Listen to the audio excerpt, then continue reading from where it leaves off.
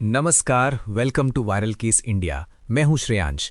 तो रिसेंटली आपने ये न्यूज़ देखी होगी कि डोनाल्ड ट्रंप ने पीएम मोदी को एक अजीब सा ऑफर दिया है और भारत में अब इस बात पे विचार हो रहा है कि ज्वाइन करें या फिर ज्वाइन ना करें। तो ज्वाइन और नॉट टू ज्वाइन, भारत सरकार आज के समय यही सोच रही होगी कि डोनाल्ड ट्रंप का जो ऑफर आया है कि मैं गाज़ा पीस बोर्ड बना रहा हूं, मतलब कि गाज़ा के इशू को लेकर बिल्कुल परमानेंट शांति बनी रहे, इसके लिए एक ग्रुप होना चाहिए वर्ल्ड लीडर्स का। इस ग्रुप के चेयरमैन होंगे डोनाल्ड ट्रंप और साथ ही साथ ये दुनिया भर के वर्ल्ड लीडर्स को इनवाइट कर रहे हैं, कह रहे हैं बैठो मेरे साथ और गाज़ा के साथ साथ कई और जो दुनिया में वॉर चल रही है उसको हम मिलकर सॉल्व करेंगे। नाउ टू बी ऑनेस्ट, आप जानते हैं, मैं जानता हूं, डोनाल्ड ट्रंप खुद एक नई वॉर शुरू करने की बात कर रहे हैं।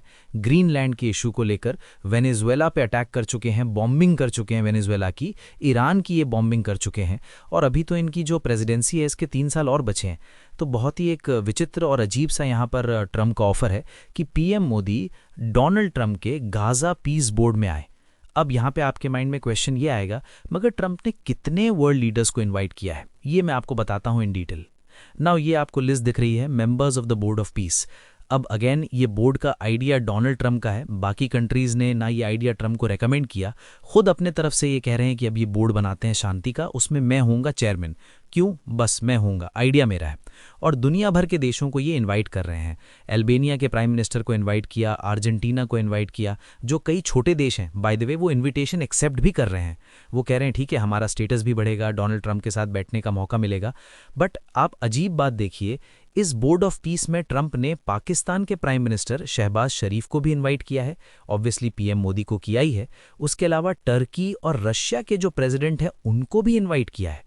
आप सोच कर देखिए यूरोप को कितना अजीब लगेगा यहाँ पर कि व्लादिमीर पुतिन को ट्रंप बोर्ड ऑफ पीस में बिठा रहे हैं।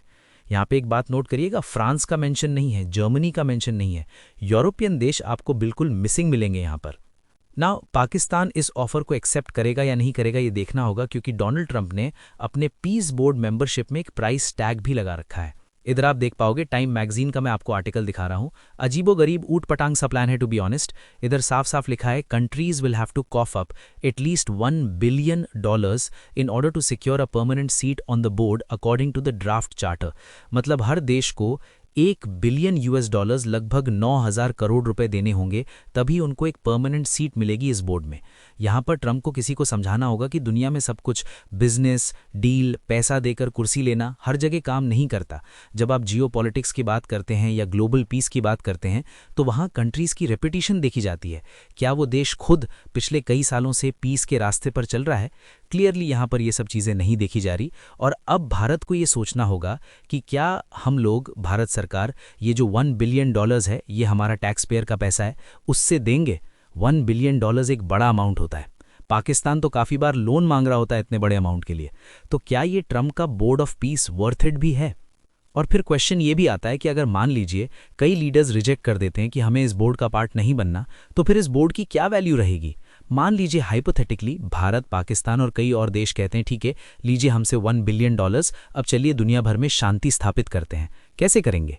क्या इस बोर्ड के पास कोई स्पेशल पावर है? क्या ये यूएन के अंडर आता है? नहीं, ये यूएन से बिल्कुल अलग है। और मान लो ट्रंप सारा पैसा इकट्ठा कर लेते हैं, उसके बाद ट्रंप उस पैसे का कुछ भी करें, कौन रोकेगा? ये पूरा आइडिया इसीलिए बहुत अजीबोगरीब है। और मान लीजिए ये बोर्ड ऑफ पीस सक्सेसफुल हो जाता है बिना चाइना के, तो फिर यूएन का क्या होगा?